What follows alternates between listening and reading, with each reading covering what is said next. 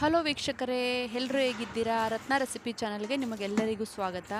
ಈ ಚಳಿಲಿ ಮಳೆಗಾಲದಲ್ಲಿ ಬಿಸಿ ಬಿಸಿಯಾಗಿ ಏನಾದರೂ ಈ ಥರ ಸಾಂಬಾರು ಮಾಡ್ಕೊಂಡು ತಿಂದರೆ ಮುದ್ದೆಗೆ ತುಂಬ ಚೆನ್ನಾಗಿರುತ್ತೆ, ಹೆಲ್ತಿಗೂ ಒಳ್ಳೆಯದಾಗಿರುತ್ತೆ. ನಾನಿವತ್ತು ಮಿಕ್ಸ್ ಸೊಪ್ಪಿನ ಮಸಪ್ ಮಾಡೋದು ಹೇಗೆ ಅಂತ ನೋಡ್ಕೋಣ. ಇದು ಸಾಂಪ್ರದಾಯಿಕ ಶೈಲಿಯಲ್ಲಿ ತೋರಿಸ್ತಾ ಇದ್ದೀನಿ. ತುಂಬ ಚೆನ್ನಾಗಿರುತ್ತೆ. ಅಜ್ಜಿ ಕಾಲದಲ್ಲಿ ಮಾಡ್ತಿದ್ರಲ್ಲ ಈ ಥರ ಹಳ್ಳಿ ಕಡೆ ಈ ಥರ ಮಿಕ್ಸ್ ಸೊಪ್ಪು ಅಂತ ಸಿಗುತ್ತೆ. ನಾನು ಇದಕ್ಕೆ ಅಮೃತ ಬಳ್ಳಿ ಎಲೆ ಅಂತ ಕೂಡ ಹೇಳ್ತಾರೆ ಇದನ್ನು. ಇದು ಆರೋಗ್ಯಕ್ಕೆ ತುಂಬ ಒಳ್ಳೆಯದು. ಇದನ್ನು ಮಕ್ಕಳಿಗೆ ಹಾಗೆ ಕೊಟ್ಟರೆ ತಿನ್ನಲ್ಲ. ಈ ಥರ ಮಸಪ್ ಮಾಡಿದಾಗ ನೀವು ಈ ಥರ ಗ್ರೇವಿ ಏನಾದರೂ ಸಾಂಬಾರು ಮಾಡಿದಾಗ ನೀವು ಸೊಪ್ಪು ಈ ಥರ ಸಾಂಬಾರುಗಳ್ಗೆ ಹಾಕಿ ನೀವು ಇದನ್ನು ಮಕ್ಕಳಿಗೆ ತಿನ್ನಿಸ್ಬೋದು. ನಾನು ಇದು ದೊಡ್ಡ ಎಲೆ ಒಂದು ತೊಗೊಂಡಿದ್ದೀನಿ. ಮತ್ತು ಈ ಥರ ಮಿಕ್ಸ್ ಸೊಪ್ಪು ಸಿಗುತ್ತೆ ಹಳ್ಳಿ ಕಡೆ ಎಲ್ಲ.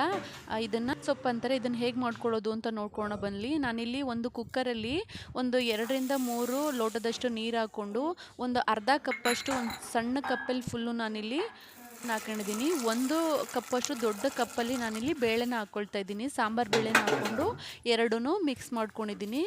ಎರಡೂ ಆರೋಗ್ಯಕ್ಕೆ ಚೆನ್ನಾಗಿರುತ್ತೆ. ಬರೀ ಬೇಳೆನೇ ಹಾಕ್ಕೊಳ್ಳೋದು ಅಷ್ಟೊಂದು ಏನು ಚೆನ್ನಾಗಿರಲ್ಲ. ಅದಕ್ಕೆ ಹೆಸರು ಕಾಳು ಹಾಕೋದ್ರಿಂದ ತುಂಬ ಚೆನ್ನಾಗಿರುತ್ತೆ.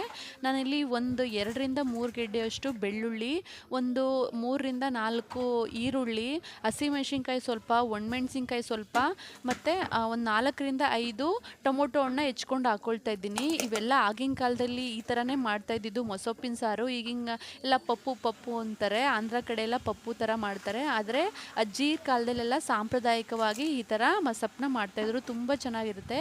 ಬರೀ ಹಸಿಮೆಣ್ಸಿನ್ಕಾಯಿ ಹಾಕೊಳ್ಳೋತಾವು ನೀವು ಇದನ್ನು ಒಣಮೆಣ್ಸಿನ್ಕಾಯಿ ಹಾಕ್ಕೊಡು ಕೂಡ ಚೆನ್ನಾಗಿರುತ್ತೆ. ಈರುಳ್ಳಿ, ಬೆಳ್ಳುಳ್ಳಿ, ಟೊಮೊಟೊ ಹಣ್ಣು, ಸ್ವಲ್ಪ ನಾನಿಲ್ಲಿ ಖಾರಕ್ಕೆ ಕಾಯಿ ತೊಗೊಂಡಿದ್ದೀನಿ. ಈಗ ಸೊಪ್ಪನ್ನು ಹಾಕೋಣ. ಚೆನ್ನಾಗಿ ಒಂದು 3-4 ಸಲ ಚೆನ್ನಾಗಿ ತೊಳೆದಿರೋ ಫ್ರೆಶ್ ಆಗಿರೋ ಸೊಪ್ಪನ್ನು ಹಾಕ್ಕೊಳ್ತಾ ಇದ್ದೀನಿ. ಇದು ಆರೋಗ್ಯಕ್ಕೆ ತುಂಬ ಒಳ್ಳೆ ಸಾಂಬಾರಾಗಿದೆ.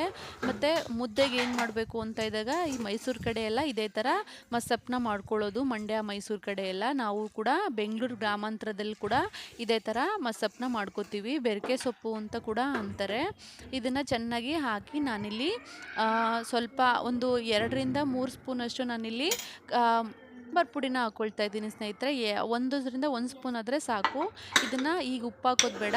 ರುಬ್ಬಾದ್ಮೇಲೆ ಉಪ್ಪು ಹಾಕೋಣ. ಈಗ ಒಂದು 2 ವಿಸಿಲ್ ಕೂಗಿಸಿದ್ದೀನಿ. 2 ವಿಸಿಲ್ ಕೂಗಿಸಿದ್ರೆ ನೋಡಿ ಈ ಥರ ಆಗಿ ಚೆನ್ನಾಗಿ ಬೇಳೆ, ಕಾಳು, ಸೊಪ್ಪು, ಟೊಮೊಟೊ, ಈರುಳ್ಳಿ ಎಲ್ಲ ಚೆನ್ನಾಗಿ ಬೆಂದಿರುತ್ತೆ.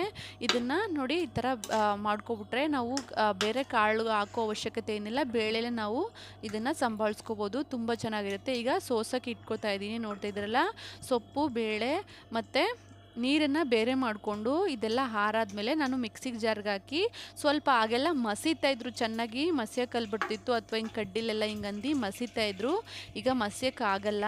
ಆದ್ದರಿಂದ ನಾವು ಸಣ್ಣ ಮಿಕ್ಸಿ ಜಾರಲ್ಲಿ ಒಂದು 2 ಸತಿ ಹಿಂಗೆ ಮಾಡಿಕೊಂಡ್ರೆ ಸಾಕು. ತುಂಬ ಚೆನ್ನಾಗಿ ಇದಾಗುತ್ತೆ. ನಾನು ಬರೀ ಸೊಪ್ಪು ಮತ್ತು ಟೊಮೊಟೊ, ಈರುಳ್ಳಿ ಎಲ್ಲ ಹಾಕ್ಕೊಡ್ತಾ ಇದ್ದೀನಿ. ಕಾಳಂಥದ್ದಿರೋದನ್ನ ಕೆಳಗಡೆನೇ ಮಡಗ್ತಾ ಇದ್ದೀನಿ. ಯಾಕಂದರೆ ಇದನ್ನು ಸಾಂಬಾರಿಗೆ ಸೇರಿಸ್ಕೊಳ್ಳೋಣ.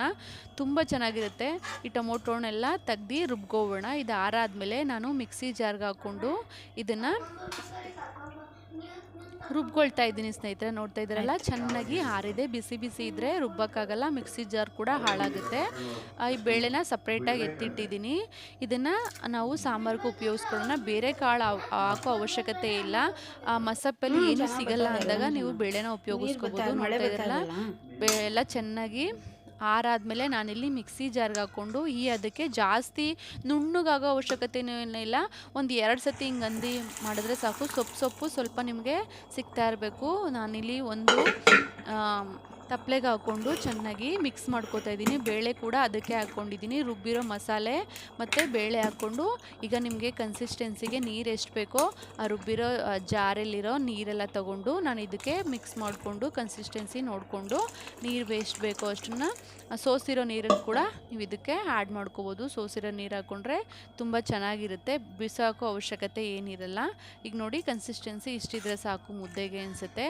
ಈಗ ಇದಕ್ಕೆ ರುಚಿಗೆ ತಕ್ಕಷ್ಟು ಕಲ್ಲುಪ್ಪು ಹಾಕ್ಕೊಳ್ತಾ ಇದ್ದೀನಿ. ಯಾವಾಗಲೂ ಕಲ್ಲುಪ್ಪೇ ಬಳಸೋದು ನಾನು. ತುಂಬ ಚೆನ್ನಾಗಿರುತ್ತೆ. ಒಂದು 2 ಕುದಿ ಬಂದರೆ ನಿಮಗೆ ಮಸಪ್ಪು ರೆಡಿ ಆಗುತ್ತೆ. ಇದಕ್ಕೆ ಸಣ್ಣ ಒಗ್ಗರಣೆ ಕೂಡ ಕೊಟ್ಕೋಬೋದು. ಹಾಗೆ ತಿಂದರೂ ಚೆನ್ನಾಗಿರುತ್ತೆ. ಈ ರೆಸಿಪಿ ನಿಮಗೇನಾದರೂ ಇಷ್ಟ ಆಗಿದ್ದರೆ ಪ್ಲೀಸ್ ನನ್ನ ಚಾನಲ್ನ ಸಬ್ಸ್ಕ್ರೈಬ್ ಮಾಡಿ, ಶೇರ್ ಮಾಡಿ, ಲೈಕ್ ಮಾಡಿ. Thank you.